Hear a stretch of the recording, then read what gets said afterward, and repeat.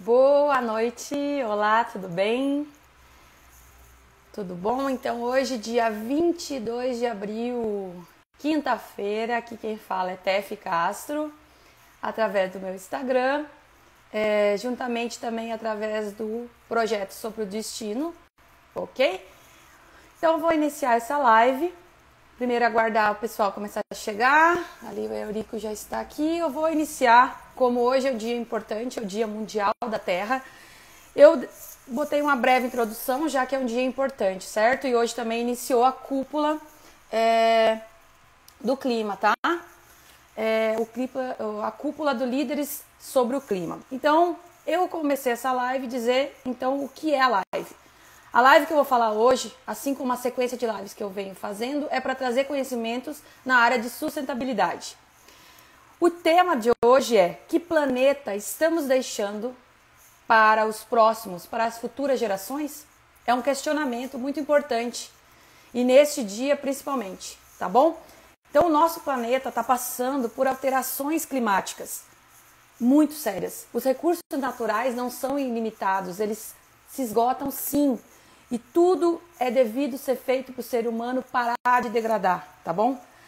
Então, termos consciência ambiental é muito importante, já chega a ser obrigatoriedade, tá bom? Precisamos de quê? Alfabetização ecológica, precisamos de uma evolução que ensine a sermos natureza como assim somos parte da natureza. Reaprender a falar a linguagem da natureza. Ter essa consciência ambiental é saber o funcionamento do meio ambiente e também com as nossas ações, o quanto nossas ações causam impactos a curto, médio e longo prazo. Então, qual o futuro que estamos construindo, ou melhor, estamos só destruindo? Qual planeta vamos deixar para as futuras gerações? Qual a nossa atitude em relação ao meio ambiente hoje? Agrofloresta, que é o tema maior assim da minha vida hoje, que é os sistemas agroecológicos, ela tem em todos os seus princípios agroecologia. E hoje, dia 22, então, como eu falei, Dia Mundial da Terra, a cúpula iniciou, a cúpula do líderes sobre o clima, onde foi virtual, certo? Com o anfitrião John Biden, que é o presidente dos Estados Unidos. Esse anfitrião fez hoje dia 22 e amanhã terá também dia 23 e convidou 40 representantes, líderes, né, de Estado, para conversar sobre os planos de redução das emissões de poluentes e gás carbônico até 2030. A meta é tida como crucial para manter o limite de 1,5 graus Celsius para o aquecimento do planeta. Então tem que ter planejamento que busca a utilização de tecnologia, cooperativismo internacional e a criação de benefícios econômicos a favor do combate da devastação ambiental. Tá bom? A Organização das Nações Unidas já fala muito sobre a sustentabilidade e discussões através da COP26 que acontecerá. Isso já é uma preparação para a COP26 que acontecerá em novembro na Escócia. Agora eu não vou saber falar o nome certo, eu acho, é Glasgow, na Escócia. E isso, então, hoje é a oportunidade de eles reformularem os seus compromissos feitos já no Acordo de Paris, da ONU, né, para mudanças no clima. Então, hoje eu venho aqui falar com o Eurico Viana, que é doutor em desenvolvimento comunitário. E para vocês ir lá seguir ele, é @Eurico_Viana, tá? Com 2 N. Ativista socioambiental, ele é educador e consultor em planejamento de propriedades rurais, tá bom? Então agora eu vou chamar ele aqui. Peraí, antes eu quero agradecer a presença de todos, eu quero também dizer que qualquer pergunta que vocês quiserem fazer para mim e tanto para o Eurico, tá? Vocês apertem aqui na interrogação, que aí eu vou perguntar para ele. E eu vou desativar os comentários só para ficar melhor a imagem, assim, no momento que o Eurico entrar, tá bom?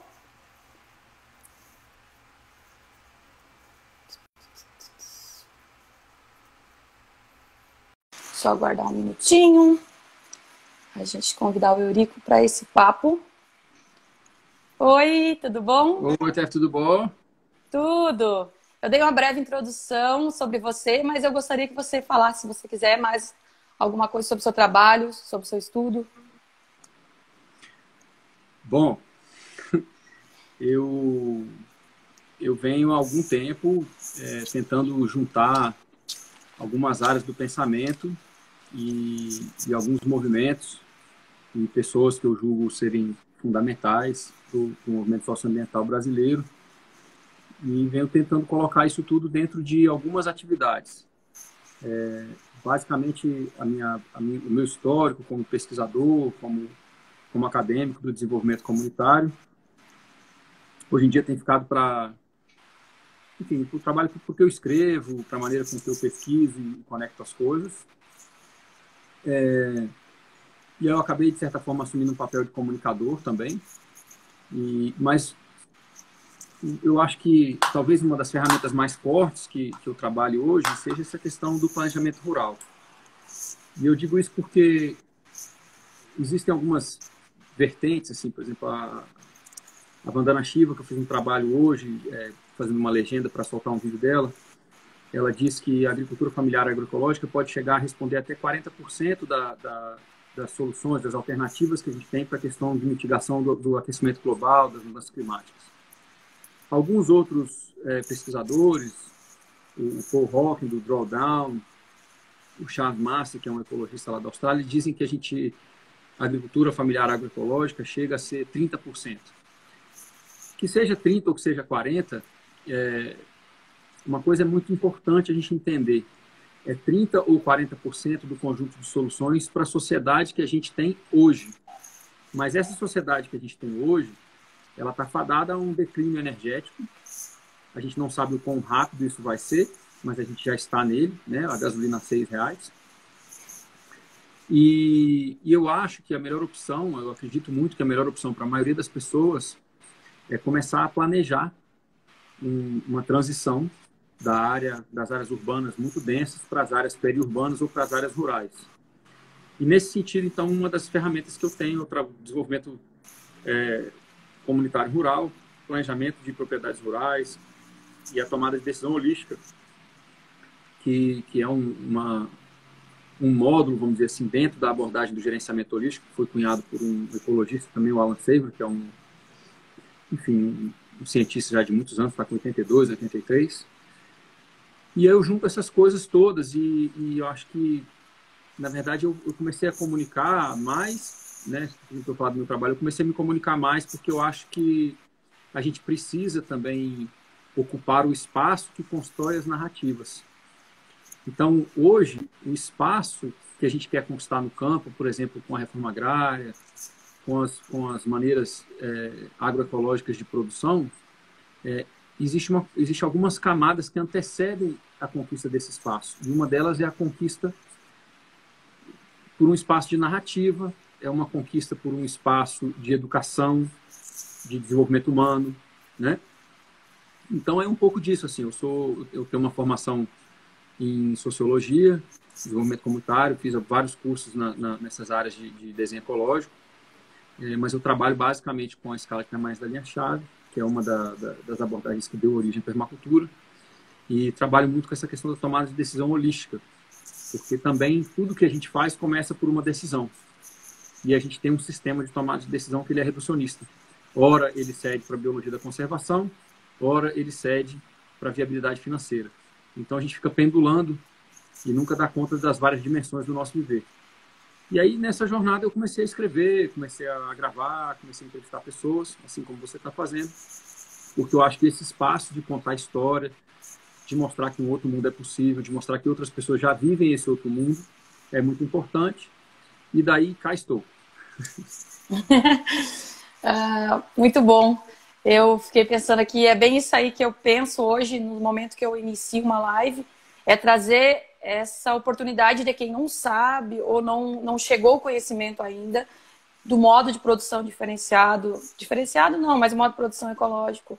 Então, eu fico muito feliz por ouvir você falando. Bom, eu ouvi alguns vídeos seus para poder falar com você. Assim, eu já tenho acompanhado muita coisa sua assim, pelas redes sociais, mas eu gostei muito daquele vídeo que você enviou hoje, muito legal, antropoceno, e aí você falando sobre essa questão da decisão, da tomada de decisão, a função da gente, né, dentro do sistema. Eu achei muito importante. Mas, como eu falei, a gente está no momento, além do seu Dia da Terra, onde houve a cúpula e vai haver novamente amanhã, a gente ouviu alguns líderes falando, né? E muitos deles já estão fazendo algo, mas alguns ainda estão no início, e a gente ouviu do nosso país também o governante. Eu não vou entrar nessa parte porque, não sei se você quer falar, mas porque eu não, né? Questão política é complicado. Mas o que eu queria perguntar é, o que você acha desses seres humanos, o que você acha que passa assim, na cabeça de seres humanos que estão destruindo por um punhado de dinheiro? Isso até minha mãe quis perguntar para você. Por um punhado de dinheiro estão destruindo o planeta, né? O que você acha? Deixa eu voltar um pouquinho. Eu acho que a gente discutir política é complicado, é complexo, mas é fundamental. Sim, sim. Desde as primeiras conferências internacionais sobre o clima, os Estados Unidos é o maior sabotador. Hoje, o Joe Biden se colocar como uma pessoa de inclinação ecológica é o maior engodo midiático que a gente pode ter. Os Estados Unidos é o país que, sozinho, polui e gera lixo para 5 planetas. Ele consome 30% dos recursos do planeta e gera 5 vezes mais lixo que qualquer outro país. Então, de novo, a gente precisa brigar por espaços, brigar por um território de construção de narrativa. Uma outra questão que eu acho muito importante é a gente entender, dentro da condição de geopolítica mundial hoje, o que é o Brasil. A gente sabe que existe, né, que a gente já passou pelo pico de produção do petróleo, que daqui para frente o retorno energético na quantidade de energia investida vai diminuir cada vez mais. A gente sabe que o Brasil tem uma quantidade razoável de petróleo, de gás natural. Não estou falando do pré-sal, que o pré-sal também acho que não tem uma viabilidade energética de tiragem. Mas a gente tem uma quantidade. A gente tem também uma grande quantidade de água. E a gente tem mas assim, vastas áreas de terra agriculturável, ou agricultável. Então, no cenário mundial hoje, o Brasil voltou a ser colônia. O governo que está posto, né, o alinhamento de uma pessoa completamente ignorante, que é o Bolsonaro, com uma pessoa de extrema periculosidade, que é o Guedes, que ele vem de uma linhagem econômica, neoliberal, que vai até o Milton Friedman, que foi um cara que, para mostrar que o mercado livre tem que ser livre em todo lugar, se juntou com os Estados Unidos, né, e implementou ditaduras no Oriente Médio e na América Latina. Então, eu acho muito importante a gente falar de política. O governo que está posto hoje no Brasil, ele veio para desmontar. São, se eu não me engano, 1.165 agrotóxicos liberados até o mês de abril. Então, uma coisa que eu venho falando em alguns trabalhos que eu faço, e eu acho importante as pessoas entenderem o que é o Brasil num cenário geopolítico. O Brasil é uma das maiores plataformas de escoamento de produtos de mineração e de petroquímicos. A agricultura, ela não é mais sobre produção de alimento há muito tempo. A agricultura é uma plataforma de escoamento de petroquímicos e de produtos de mineração. Então, tendo falado isso, a gente tem que fazer uma contextualização do porquê tanta destruição. Existe uma narrativa muito forte, predominante, e ela vem muito bem construída por países desenvolvidos que exploram outros países.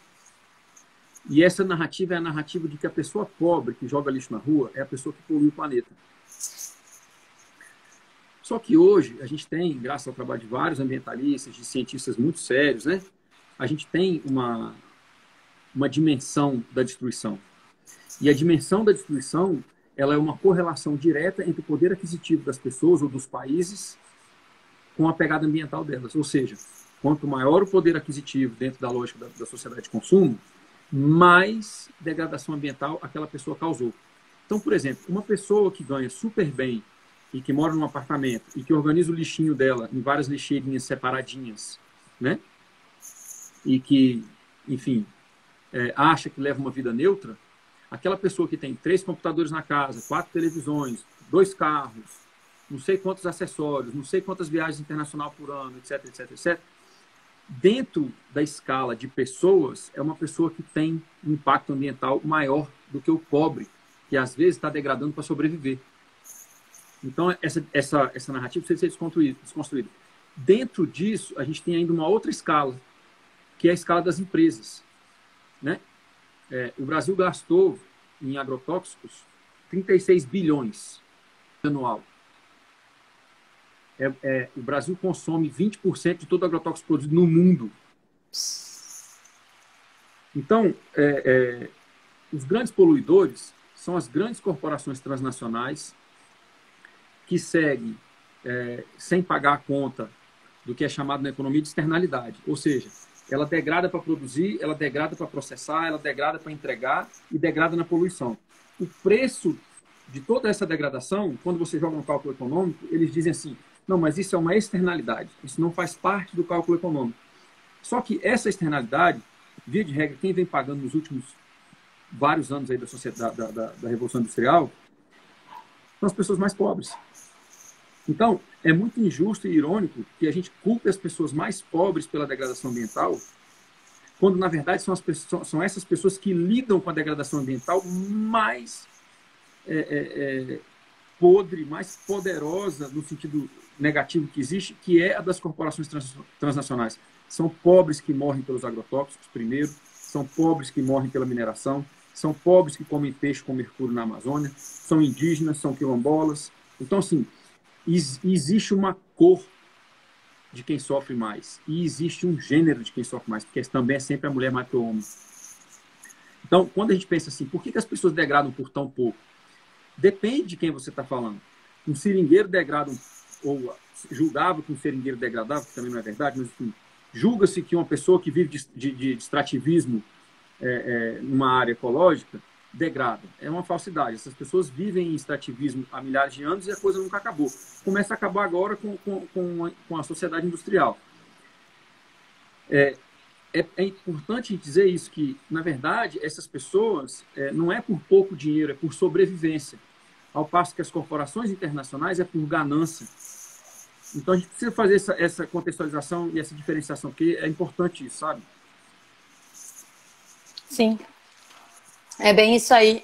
Eu estava olhando uns documentários sobre, e aí você comentou agora, sobre essa questão da contaminação, né? Aqui no estado do Rio Grande do Sul, até hoje nós abrimos uma live para fazer um teste aqui da internet, eu e minha mãe, e a gente estava falando disso. Há tanta gente doente com depressão, e principalmente com câncer, com o tanto de agrotóxico que é liberado. Aqui é tanto a aviação agrícola liberando agrotóxico, não tem como não contaminar tudo. E outro caso é essa questão que você falou, as contaminações, contrapartida dos peixes, né? E quem consome é sempre o pequeno, é o que não tem aquela condição mesmo monetária para... É bem interessante o que você falou, bem bom a colocação. Tem uma coisa importante da gente conversar, assim, da gente abordar em relação ao dia de hoje, né, que é o dia da Mãe Terra, que essas corporações, como muito bem explica o trabalho de vários ecologistas e ativistas que vieram antes da gente,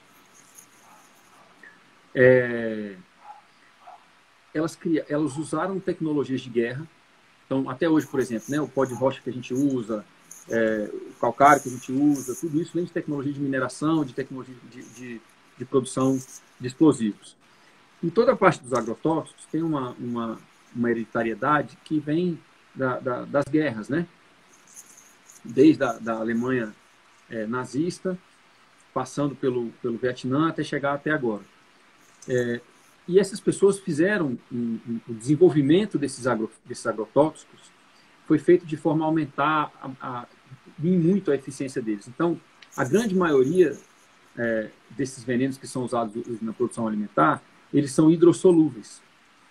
Então, eles são hidrossolúveis porque facilita a absorção da planta, né? Só que qual que é o problema da hidrossolubilidade?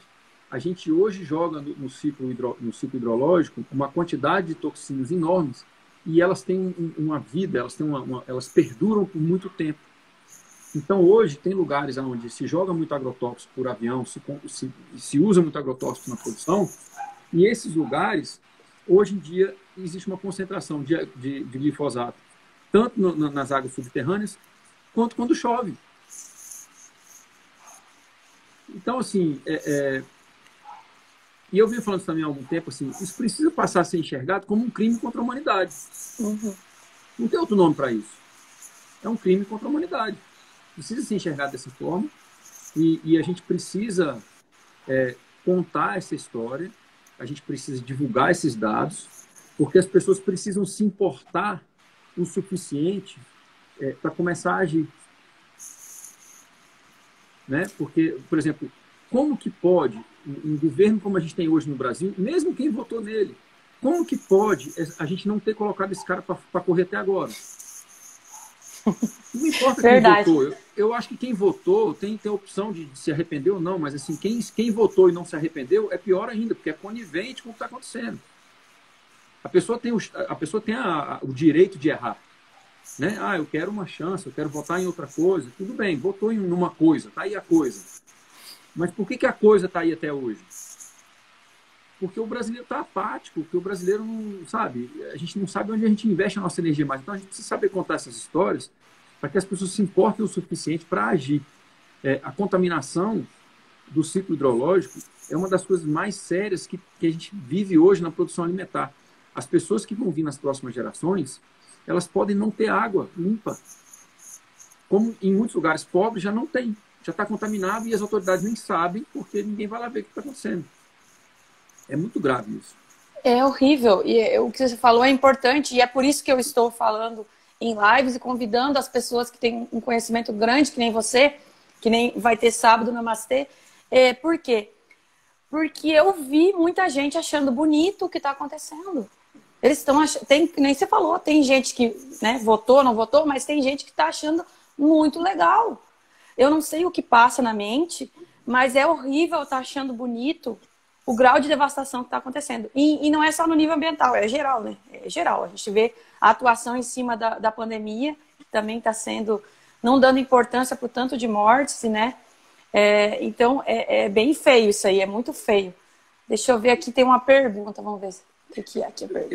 Eu acho que é só sintomático, sabe? Porque, assim, num país onde as pessoas já não se importam tanto com as outras, e num país onde o ser humano, né, é tratado com tão pouca dignidade, onde a gente tem tantas pessoas em grau de pobreza extrema, né, onde a gente tem o genocídio dos povos indígenas, né, dos quilombolas, das pessoas que vivem no campo, dos ativistas socioambientais. O Brasil é o país que mais mata ativista socioambiental no mundo.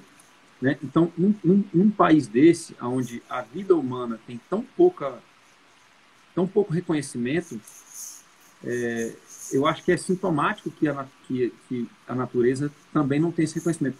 Até porque nós somos a natureza, né? E a natureza se projeta na gente. Então, não tem como ter uma cura ambiental se não existe uma cura na dimensão humana. Né? Eu acho isso muito grave. Mas eu concordo com você, eu acho que a gente precisa falar, a gente precisa agir, né? E a gente precisa mostrar como os pequenos exemplos são muito fortes e inspiram muito. Né? Produzir um pouco do próprio alimento, produzir o máximo possível do próprio alimento, compartilhar o alimento saudável com os outros, compartilhar o que a gente sabe, os dons que a gente tem, tentar o máximo possível viver dentro dos nossos talentos. Esses são caminhos de cura. E essa cura, ela reverbera no que está fora e no que está dentro, que tudo é natureza. Sim. Agora, o que você estava falando, eu estava aqui pensando, o quão importante é todos estarem passando esse conhecimento. Eu sempre falo, na maioria das lives, o quanto eu vivi isso na infância e fui crescendo com isso. E até hoje, eu tenho 32 anos e minha mãe diz assim, olha aqui o que saiu de notícia sobre tal coisa em questão ambiental. Então, ela me estimulou sempre. E continua estimulando a abrir a mente e ter conhecimentos em várias áreas, não só numa. Eu sempre tive multifunções. A gente brincou até quando eu falei com a Good, né, com a Gudrun Guest, porque eu sou uma mulher que nem minha mãe, que faz multitarefas. Por quê? Porque eu fui incentivada a isso. Muita gente que você vê hoje é uma coisa, só sabe aquilo e não olha para o lado, não questiona. E eu agora há pouco falei essa questão de política, sabe por quê? Porque muitas vezes eu me sinto acuada, porque que nem você falou, ambientalista é muito perigoso ser ambientalista no Brasil, falar certas coisas, porque se você postar alguma coisa, quando vê, já tem alguém querendo ameaçar. Querendo ou não, é bem isso aí. É verdade. É verdade. Mas o seu exemplo familiar, ele também é o exemplo de várias outras pessoas que se importam. Porque da mesma maneira que a gente se importar com o ser humano, com a divindade do ser humano, nos leva, né, a enxergar a importância do que é natureza e que está projetado fora. Quando a gente cresce num ambiente onde a gente é ensinado a respeitar, onde a gente é ensinado a ter um carinho por onde a gente vive, onde a gente entende um pouco do quão trabalhoso é, né, a gente produzir o próprio alimento, a gente viver do campo, né?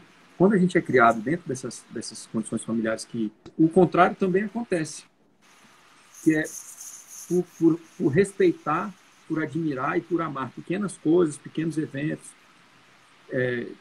maravilhas pequenininhas como uma joaninha quando você é criança. E isso, de certa forma, é uma semente que cresce e que reverbera quando a gente está adulto, né? Eu fui muito afortunado de poder crescer também num ambiente onde a pessoa que tomava conta daquilo ali tinha um maravilhamento por tudo que é vivo. Isso também me ajudou muito. Isso é muito bom. Eu adoro e eu trabalhei num projeto social que era essa questão de dar aula de agroecologia para as crianças. E eu acho muito importante a criança e a adolescente estar antenado e estar querendo sempre ter contato com a natureza. Eu só vou ver aqui que eu acho que tem umas perguntas. Deixa eu ver se pergunta. Não é deixa eu ver. Ah, sim. Ah, muito boa. A questão simbiótica. A relação entre a nossa imunidade, microbiota e glifosato. Questionaram aqui. Da questão da imunidade, da nossa interação. Tem um médico americano, chama Zach Bush, e ele vem fazendo algumas pesquisas. Existe uma correlação, ainda não é tratada como causalidade. Enfim, precisa ser, mas existe uma correlação muito forte entre o uso do glifosato e doenças degenerativas como Parkinson, Alzheimer e as doenças do espectro do autismo. Esse médico americano, ele tem pouca coisa ainda publicada em jornais científicos, revisados por pares científicos.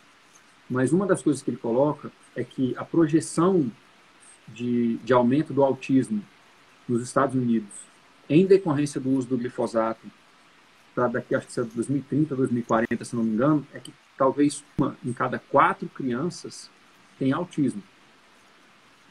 E aí ele faz uma projeção aí ele diz o seguinte, ele argumenta que isso deveria ser um assunto de segurança nacional. Por quê? Dependendo do espectro, uma pessoa que desenvolve o autismo, ela precisa de 2 cuidadores. E se você vai ter um autista a cada 4 pessoas que nascem, e para cada um você precisa de 2 cuidadores, você tem uma economia funcionando a 1/4 da sua funcionalidade, porque você vai ter uma pessoa com capacidade, vamos dizer assim, integral de trabalho. Eu não gosto muito da lógica trabalhista, da lógica econômica nesse sentido, mas o que ele coloca e a maneira que ele coloca é muito importante. E uma das coisas que ele vem estudando já há algum tempo também é a correlação do glifosato com a esterilização da microbiota intestinal. Então, assim, a gente tem uma simbiose muito forte entre a vida do solo, de um solo saudável, e a nossa microbiota. Existe a microbiota do solo e existe a microbiota intestinal. Cresce em um lugar lugar saudável, que tem uma biologia rica no solo, a gente come aquelas verduras, aqueles legumes, inevitavelmente, inclusive quando a gente é criança, a gente come terra mesmo, a gente inocula a nossa flora intestinal, a gente inocula ela com os fungos e bactérias que estão ali. A gente criou uma loucura que é de achar que tudo que é fungo, tudo que é bactéria é ruim. Então a gente criou antibióticos, a gente criou fungicidas, a gente criou uma série de coisas. Quando, na verdade, o que a natureza mostra para a gente é o seguinte: você precisa ter mais das bactérias boas e mais dos fungos bons dentro de uma diversidade, e é isso que te protege de uma bactéria ruim ou nociva ou de um fungo ruim ou nocivo. Bom, qual que é a correlação, então? Nós evoluímos para ter na nossa flora intestinal bactérias, enfim, né, e fungos que fazem parte do solo de onde vem nosso alimento. Com a Revolução Verde, o uso do glifosato e vários outros agrotóxicos, o solo passou a ser enxergado como um substrato inerte. É só um lugar onde você cresce planta. E você coloca lá o NPK, você coloca lá os agrotóxicos, os fertilizantes e os fungicidas e tal. Né? E vejam, fungicida, né? O sida significa que mata. Então, mata fungo, bactericida, fungicida. Né? Então, a gente está matando tudo. E aí, um alimento que vem de um solo que ele não tem. Então, aí tem dois problemas. O primeiro é o seguinte: a digestão das plantas começa no solo. As plantas não têm sistema digestivo. A digestão das plantas se dá por uma troca, né? Elas geram açúcares, trocam com os fungos que existem no solo. Os fungos trazem vitaminas, sais minerais, outras coisas, e essa troca, né? E a vida no solo disponibiliza os nutrientes para a planta, e a gente come aquela planta. A gente poderia dizer que a nossa digestão começa na vida que existe no solo. Agora, qual que é o contrário disso? Agora, além do solo estar pobre, não ter a quantidade de nutrientes que tinha antes e não ser capaz de nos alimentar como antes alimentava, a gente tem o problema da toxicidade. A alimentar traz venenos. Então, uma das coisas que acontece com o glifosato é que uma das patentes do glifosato é como antibiótico. Então, ele mata bactérias. Então, quando a gente come muitos alimentos, né, com o glifosato residual, a gente vai depletando a nossa flora intestinal. E essa flora intestinal hoje, a gente sabe que ela tem uma correlação direta com o nosso sistema imunológico. Então, olha a loucura que a gente está vivendo no mundo hoje. A gente vive uma pandemia que veio da centralização da produção e distribuição de alimentos, da industrialização do alimento. A gente tem uma pandemia que se espalhou pelo mundo por conta de uma economia globalizada, enfim, das várias, né, da mobilidade de algumas pessoas também, porque achar que todo mundo viaja internacionalmente também é uma fantasia. E, em meio à pandemia, a gente está apostando tudo em vacinas para voltar ao normal, pois quando foi o normal que criou a pandemia. Então, hoje a gente tem o governo atual, com o agronegócio, por exemplo, tentando desmontar os conselhos de alimentação e nutrição das escolas públicas. Na verdade, a gente deveria estar aproveitando esse momento para dizer, olha, a gente precisa de cadeias de produção e consumo agroecológicas, biorregionais, nós precisamos aumentar o sistema imunológico das pessoas, nós precisamos encurtar essas cadeias e nós precisamos ter uma economia que seja biorregional. A gente está fazendo um inverso, ou seja, a gente está criando já a próxima pandemia dentro dessa. Então está aí a simbiose do solo com a nossa flora intestinal e o sistema imunológico, né? Do micro ao macro, do macro ao micro, tudo errado de cabeça para baixo. Tudo trocado. Ai, quando é que todo mundo vai compreender, ou pelo menos a grande maioria compreender, a gente vai tentar regressar disso tudo e tentar estar... Eu não sei que normal é esse que eles querem, né? Não estava normal, não vai voltar a isso, e Deus o livre voltar a isso. Deixa eu ver aqui, tem algumas questões. Deixa eu ver as perguntas aqui. Precisa de bateria? Não. O normal é a gente ter uma economia subsidiada por petroquímicos e dentro dessa lógica é a gente ter as pessoas mais pobres, mais frágeis, subsidiando o conforto da elite com a sua própria dignidade. Esse é o normal. O normal são indicadores e métricas econômicas que protegem os mais ricos da sociedade. Quando alguém vai dar uma notícia e diz que a economia cresceu, eu já fico pé da vida. Porque o que a gente devia estar pensando é o seguinte: existe distribuição, isso está voltando, essa produção está fazendo um bem para o lugar onde ela se origina, no campo, ou não, né? Então, o normal, se você está perguntando qual que é esse normal, é o normal do pensamento neoliberal. Ele espreme cada vez mais as pessoas pobres para concentrar cada vez mais terra e renda dentro que já domina mais de 50% dos recursos naturais. Tá doido. Aqui a Gabriele fez uma pergunta. Os cursos do Eurico trazem para o êxodo urbano... Ah, desculpa. É o Gabriel, quais né? soluções... Gabriel, desculpa. Gabriel, quais soluções os cursos do Eurico trazem para o êxodo urbano em relação ao meio ambiente? Gabriel, olha só, o trabalho que é feito, ele é feito no sentido de trazer para as pessoas todas essas informações da fragilidade que a gente vive, da falta de autonomia que a gente tem, da falta de resiliência que a gente tem, né? E através da construção de um contexto holístico de tomada de decisão, essas pessoas começam a fazer um planejamento para a transição. Por que é um planejamento holístico? Porque as pessoas vão ter que colocar as dimensões sociais, ambientais e econômicas enfim, voltar a planejar uma vida para elas. Tem uma coisa interessante que eu falo no curso, que o Terence McKenna fala, e tem um educador canadense que fala também, que é o Jeff Bernakovic, ele diz o seguinte: se você não está planejando a sua vida e a sua vida financeira, alguém planejou ela para você. Então, isso é uma miopia também que a gente tem dentro do movimento mais progressista brasileiro, da gente negar a dimensão dinheiro, negar a dimensão econômica. E aí, porque a gente nega e porque a gente lida com tantos problemas que essa dimensão econômica, quando ela é gananciosa, existe, por exemplo, vindo das corporações, a gente não aprende a fazer a gestão do nosso próprio dinheiro. A gente não aprende, por exemplo, que a gente pode muito bem empreender dentro de um paradigma socioambiental.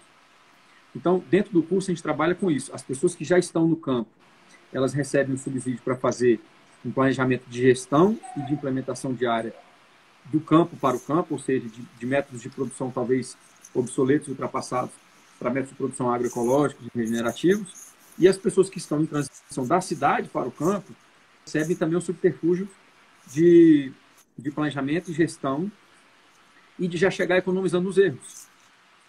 Porque a gente tem vários erros. Por exemplo, ainda bem que hoje em dia é muito forte no Brasil os sistemas agroflorestais sucessionais, mas as pessoas, por exemplo, passam a confundir a propriedade com a agrofloresta. Eu vou mudar para o campo para ter uma agrofloresta. A agrofloresta não é a propriedade. A agrofloresta é uma dimensão de uma propriedade, né? Da mesma forma que a gente não é uma profissão, a gente não pode ser definido por uma ocupação, a propriedade também não pode ser definida por um sistema de produção que existe nela. Então, essas pessoas que vêm da cidade para o campo, elas vêm com esse subsídio de tentar entender o que elas gostam, como que elas querem viver, o que elas precisam fazer, e enxergar a propriedade como um todo, né? Enxergar que para a gente ter sistemas de produção, existem várias coisas que antecedem essa condição ou essa necessidade, né? Como, por exemplo, análise climática, análise geográfica, análise da água, análise de acessos e serviços, como é que eu faço para chegar daqui para lá, de lá para cá, para escoar isso. Só depois que eu penso 3, 4 camadas dentro do planejamento, é que eu vou pensar onde que vão os sistemas de produção. Então, o curso ele vem nesse sentido, ele vem dando ferramentas de gestão e prática para as várias transições que a gente precisa fazer. Obrigado, viu, Gabriel? Obrigada. Eu tô com os dedos machucados, eu tive que pedir um help. Eu não sei o que houve no meu dedo, eu não consigo clicar no X, você acredita? Tô com os meus dedos machucados. É sério, isso que é a vida da roça. Não consigo daqui não, né? Hã? Eu não consigo daqui não. Parece que tá bonitinho, né? Mas esses dedos estão tudo machucados. Aí eu tô com um iPhone agora. Eu tentando. Eu ganhei o iPhone e meus dedos machucados da roça. Você acredita que eu não consigo clicar? Mas tudo bem. Ai, Jesus. Dedo assim, ó. Problemas técnicos por grossura dos dedos. Olha que condição. Gente, que barbaridade, tia. Agora baixou o gaúcho em mim, ó. Que barbaridade, tia. Como é que eu tiro isso, né? Mas agora, já que eu tô aqui em problemas técnicos, deixa eu te perguntar uma coisa de curiosidade, já que eu tô falando gauchês na hora do desespero. É... Você é natural de onde, Eurico?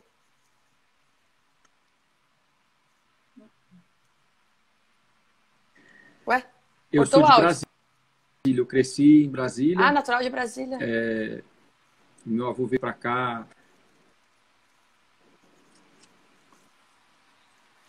Não sei, Foi travou o um áudio? pouquinho de novo. Será que a internet Ah, então tá não geral os está me problemas ouvindo técnicos. agora? Quando vê o Instagram. Tô te ouvindo. Não, eu sou de Tô te ouvindo. Brasília. Meu avô veio para Você cá ativa as há muitos perguntas. anos atrás, na época da ditadura. Tenta tirar assim. E, e aí ele montou, né? Ele veio para cá, era uma fazenda de subsistência e minha mãe era muito apegada com ele, então eu ficava entre o campo e a cidade o tempo inteiro, passava um tempo na fazenda, depois passava um tempo na cidade, participei de algumas coisas que eles faziam na fazenda em termos de produção, né? A gente foi o primeiro criador de cabras e primeiro produtor de queijo de cabra de Brasília. Depois a gente teve um tempo que a gente trabalhou com horticultura e a gente entregava as hortaliças no Ceasa, fazia as entregas, mas a gente fazia num paradigma, a gente não entendia muito bem as coisas. E aí a gente começou a usar NPK, usar várias coisas. E meu avô, uma vez a gente chegou lá e falou, olha, eu quero desmontar aqui a produção. E aí a gente foi perguntar por quê. Ele falou, não, porque eu só estou comendo da minha horta que eu tenho atrás de casa. E aí a gente foi perguntar por que não. Porque eu comecei a ler os produtos que a gente estava aplicando no plantio, e aí eu não confio, então eu estou comendo só da minha horta. E se eu não confio para eu comer, eu também não confio para vender para os outros. Sim, sim. Ah, eu gostei muito de Essa, saber que você também essa, vivenciou. Não, já foi. Eu tô com problema técnico aqui. Eu sou meio leiga para tecnologia. Eu quero passar conhecimento, mas eu sou meio chuca para tecnologia. Ai, peraí, ainda. Até caiu aqui. aprendizado. Bom, Que bom, tenho que pergunta da Márcia. Ô, aprender. Márcia, querida, saudade, viu? Ah, A é? Silvia Alimentos, ela chama Legal. Márcia Silva. Ela é Ah, uma é? ativista do movimento aí no Rio Grande do Sul. Ela é uma maravilhosa, ela é super engajada, pessoa muito bacana. Ela, o marido, tem 3 filhos, já fizeram a transição, estão no campo. Enfim, são pessoas maravilhosas. Então foi bom eu ter esse problema aqui de não conseguir mudar, porque aí apareceu para você, você pode contar essa história. Ela é daqui do Rio Grande do Sul. Ela tem feito um trabalho muito bacana implementando o ensino de agroecológico e hortas agroecológicas nas escolas públicas, né? Ela é da região de Moreuter. De Moreuter. Nossa, que legal! É. Eu, quando era criança, o único erro na questão de não aprender o que era o passado foi que eu não quis aprender alemão. Porque hoje ajudaria no inglês, né? Mas eu achava feio o sotaque quando ele falava morri de rigoriduril. Ai, eu prefiro. É sempre bom. É sempre bom. A minha bisa falava e eu não quis aprender, ó. E tanto, minha bisa tinha uma horta que hoje é considerada uma horta agroflorestal, agroecológica. Ela tinha de agrião, a pimenta, a araçá, peras. Era incrível. E crescer vendo isso, os chás que ela trazia pra gente, né? É muito bom, muito bom, muito bom. A gente abriu mão de muita soberania, a gente abriu mão de muita autonomia e de muito conhecimento em prol de um pragmatismo, e a gente não sabia o que estava implícito nessa troca. Muita gente fez essa troca, muita gente deixou de produzir o próprio alimento, muita gente um esforço muito grande também da mídia e do marketing para que ficasse as pessoas que produziam o seu próprio alimento eram julgadas pessoas simplórias, pobres, pessoas pouco desenvolvidas, né? E o chique, o correto e o que era bonito eram as pessoas que trabalhavam para ter dinheiro para poder comprar. Foi uma história que foi contada e a gente acreditou. Então muita gente abriu mão. Ele passou a vida inteira tentando não abrir mão. Ele sempre tentava criar redundâncias dos sistemas da fazenda, né? Então, por exemplo, tinha um fogão a lenha que tinha a serpentina para o chuveiro. Pegou o fogão elétrico e falou assim, tudo bem, mas eu vou deixar minha serpentina, porque se faltar luz eu continuo tendo água quente. Deixando alternativas, né? E, chegou, enfim, tinha, por exemplo, uma água da nascente, aí ele tinha uma bomba carneiro no rio que estava perto da casa, então ele tinha água da nascente, tinha água da bomba, então ele ia criar alternativas, porque ele se desenvolveu muito afastado área urbana. Então, ele tinha que conseguir resolver os problemas dele, muitas vezes, em isolamentos que às vezes demoravam dias. Por exemplo, a primeira casa que a gente teve na fazenda, a gente passava por 2 pontes e um riacho que a gente passava com o carro dentro do riacho. Quando chovia muito, a gente ficava ilhado. Se chovesse o mês inteiro, talvez a gente ficasse ilhado o mês inteiro. Então, a relação que existia com a comida, enfim, com a energia, com tudo, era outra, né? E a gente, como sua bisavó, sua avó estava comentando, né? Às vezes foi trocando essas comodidades por outras coisas sem ter uma noção dos que estava pagando nisso. Hoje, qual que é o preço que a gente paga? A gente não tem mais autonomia, não tem mais resiliência. O próprio alimento que a gente se sacrifica para trabalhar, para comprar, é o alimento que nos envenena, que nos deixa mais fracos numa pandemia que está existindo. E o sistema que criou aquele alimento é o que criou a pandemia. É bem isso aí. Ai, como eu queria voltar naquele tempo, quando eu era criança e estar lá no interior. Nossa Senhora. Agora não é voltar, agora não é voltar no tempo. Agora é ir para frente. É plantar mais agora. É, ir para frente. Bom, falando nessa parte de ir para frente, eu quero pedir desculpa, não sei tirar, não consegui, meu dedo tá impossível. Vai ficar aí, eu vou aprender, nas próximas lives eu vou saber. O jeito é aprender. Bom, eu vi dentro daquele vídeo que eu olhei seu do YouTube, você falava dessa questão do solo vivo, da questão da erosão, de todos os impactos que estão sendo causados. E uma coisa eu achei muito interessante, principalmente hoje no dia que a gente comemora o Dia Mundial da Terra, que foi o seguinte, das extinções em massa, né? E estamos se aproximando da 6ª extinção em massa, mas grande parte dela influenciada pelos seres humanos, né? E é bem isso aí. E dentro disso eu lembro de ter visto você falar sobre, principalmente, perda da biodiversidade. Eu até anotei aqui. Desculpa. Pode falar.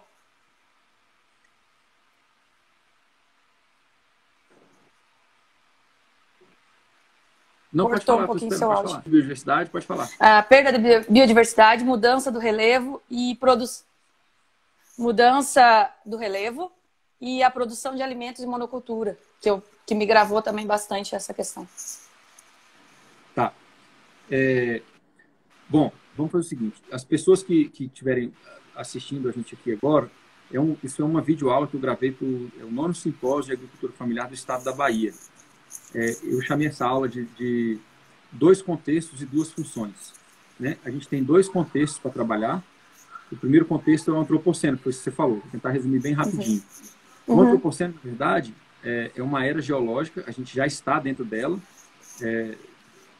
O consenso é de que a gente entrou para essa era a partir depois da Segunda Guerra Mundial.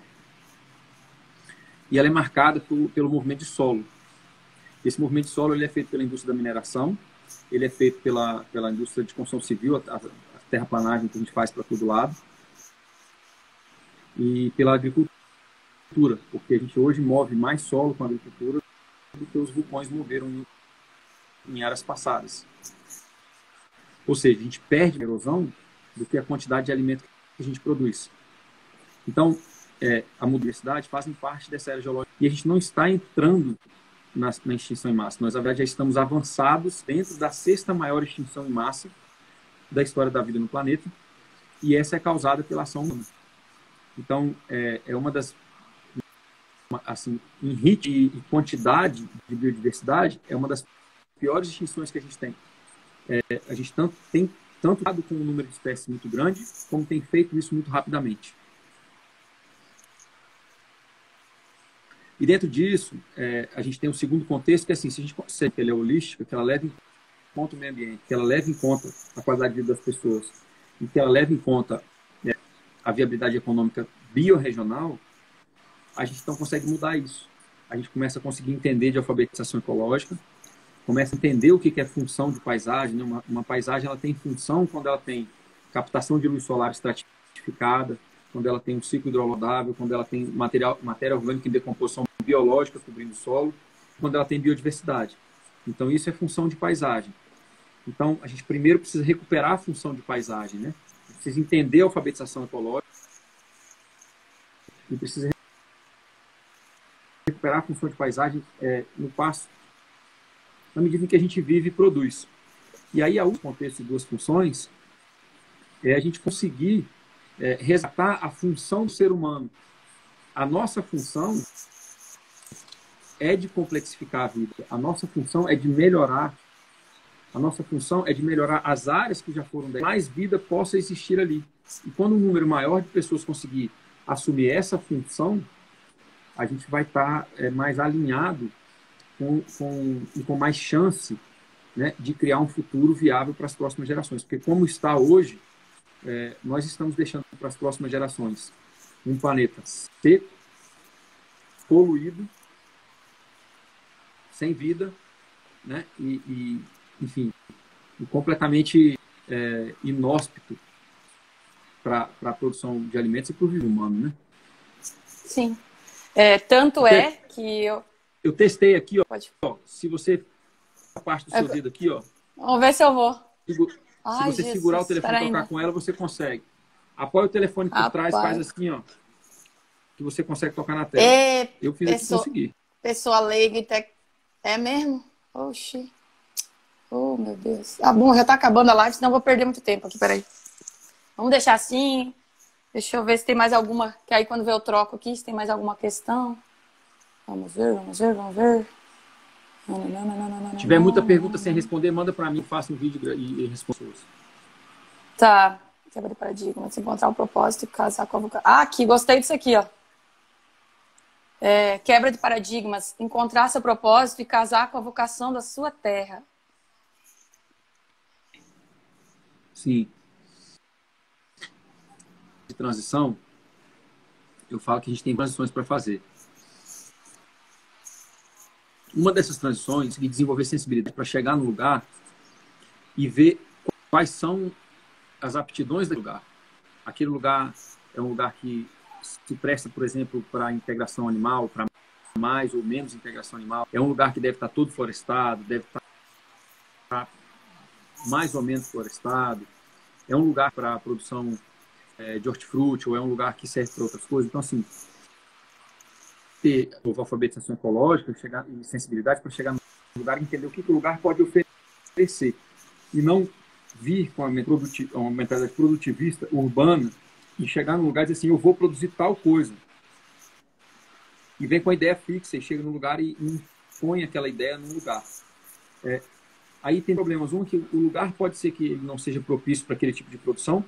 E o segundo problema é, a gente não faz uma investigação de como a gente quer viver. Porque quando você sabe como você quer viver, os seus sistemas de produção, eles vêm para embasar a sua vida. Porque é muito comum também, as pessoas vão para o campo, e é por isso que muitos filhos e filhas das pessoas que estão no campo não querem ficar no campo, porque as pessoas estão sempre cansadas, estão sempre trabalhando demais, né? E a carga de trabalho é sempre maior do que o dia dá conta. Então, quando a gente vive nesse tipo de condição, é difícil você inspirar as novas gerações a ficar ali. Então, é nesse sentido que a tomada de decisão holística, ela ajuda a gente a casar as vocações das pessoas, porque a gente ensina as pessoas a fazer uma auditoria dos seus próprios valores, ver o que elas realmente querem na vida, e aí depois, com alfabetização ecológica, com noção de planejamento, combina aquele tipo de vida que ela quer ter com a aptidão daquele terreno para onde ela está indo ou para onde ela já vive. E essa combinação, ela costuma ser uma combinação que inevitavelmente traz uma viabilidade econômica, porque as pessoas passam a trabalhar no que elas realmente gostam. Mas só que aí elas também têm uma outra questão, que é o seguinte, elas têm outras métricas e indicadores de qualidade de vida que fazem com que elas não vivam só para trabalhar. E o interessante é que nesses lugares onde a coisa é feita dessa maneira, são os lugares onde os filhos e as filhas começam a trabalhar com os pais e com as mães e conseguem tocar o negócio da família adiante. Porque, via de regra, quando você trabalha demais no campo e não tem uma vida razoável, nem você quer que o filho e a filha fiquem ali e nem eles querem ficar ali. Então, a gente começa a ter uma coisa que é chamada de dreno cerebral rural, que é o seguinte, as famílias da agricultura familiar que têm condição preparam os filhos para que eles tenham profissões urbanas. Ou seja, quando a gente tem uma família que tem condição financeira de educar alguém, ao invés de educar aquela pessoa para ficar no campo e melhorar o campo, aquela pessoa é educada para ir para a cidade. É bem isso aí. Mas isso é um reflexo de uma vida no campo mal planejada. de uma vida no campo que não oferece qualidade de vida para as pessoas que estão ali. E isso é uma falha. É claro que existem condições pré-determinadas no Brasil atual que não favorecem a agricultura familiar. Mas dentro dessa situação existe também uma falta de planejamento para a qualidade de vida. A qualidade de vida também precisa ser planejada. Sim. Quanto mais os jovens, adolescentes e quem está para se formar ou para ir para a faculdade, ver que dá para viver bem e ser remunerado, estar bem financeiramente, bem-estar e tudo, poder estar no campo, ele vai querer ficar, né? Não vai ter esse êxodo para a cidade. Como eu estou, deixa eu ver aqui, a gente está com um pouco já quase acabando, eu vou botar aqui. Eu mandei 3 coisas, mas só pequenininho. Deixa eu ver, acho que as perguntas foram essa. Aqui. Como eu não consegui tirar, eu botei o @projeto sobre o destino, que é do meu projeto junto com minha mãe, que a gente viaja há um bom tempo, fazendo voluntariado e coisa e tal. Já falei, quem quiser saber mais, está ali, Projeto sobre o Destino. Por problemas técnicos ou minha leiguice, não existe essa palavra, né? Mas tudo bem. Eu não consegui tirar, mas ficou ali também. É bom pra gente, quem quiser e tiver interesse de saber mais do projeto e do que eu venho fazendo, está aqui. Quem quiser saber mais também, eu vou deixar ali para seguirem o Eurico, @Eurico_Viana.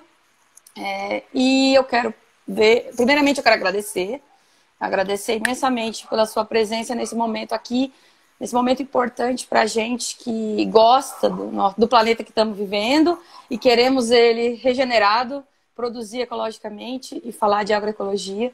Então é muito importante eu estar falando aqui com você, pelo menos para mim é importantíssimo. Agradeço muito a sua presença, a essa conversa, tá bom? Desculpa qualquer coisa, que eu estou aprendendo ainda a trabalhar com as redes. Eu que agradeço.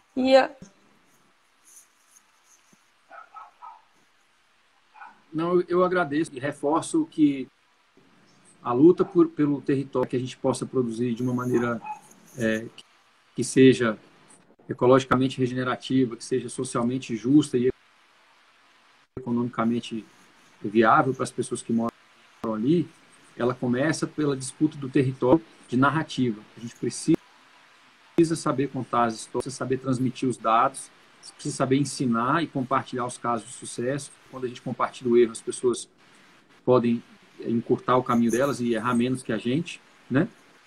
Então, eu acho que é muito importante que as pessoas tenham essa noção que para a gente deixar um futuro para as próximas gerações, a gente tem aí na agricultura familiar agroecológica em torno de 30% a 40% das alternativas que representam chance de futuro. No dia de hoje, eu acho que vale muito a gente pensar sobre isso. Obrigado, viu? Eu que agradeço novamente. E pensem bem, esse momento foi para todo mundo pensar bem o que vão fazer a partir de agora, já que se não foi feito, se está fazendo, maravilha. E como o Eurico falou, divulgue isso, passe isso, mostre os exemplos.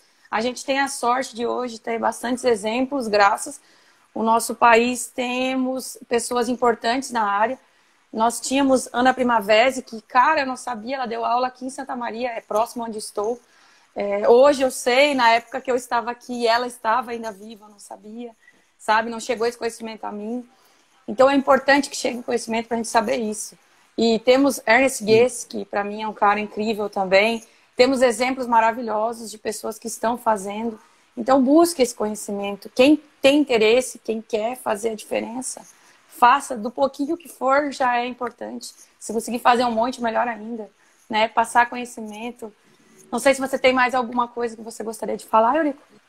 Compartilhei hoje um vídeo sobre um trabalho da Vandana Shiva, com uma entrevista que ela dá para o Russell Brand, que tem feito também um trabalho bem bacana com reportagens sobre o interesse das grandes corporações na agricultura familiar e como eles vêm usurpando, mas quase tudo é em inglês. Então hoje eu fiz uma tradução, fiz um vídeo legendado para as pessoas, disponibilizei no meu canal e aqui no Instagram também, em comemoração ao Dia da Mãe Terra.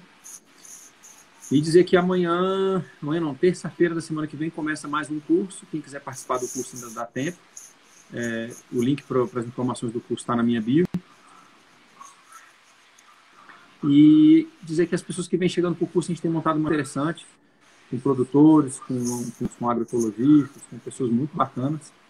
E a gente tem criado uma rede de apoio mútuo, onde a gente divulga o trabalho uns dos outros, onde a gente troca informação sobre produção, sobre comercialização. Então, a pessoa faz o curso e já sai, de certa forma, amparada por uma comunidade de prática, que também é uma coisa muito importante para o dia de hoje. Maravilha. Muito grata, viu? Então é isso, gente. Muito obrigada a todos que assistiram. Fique ligado que sábado terá live com Namastê e Mariana. E é isso. Um beijo. Tchau, Eurico. Muito obrigado, viu? Tchau, tchau. Valeu, obrigadão.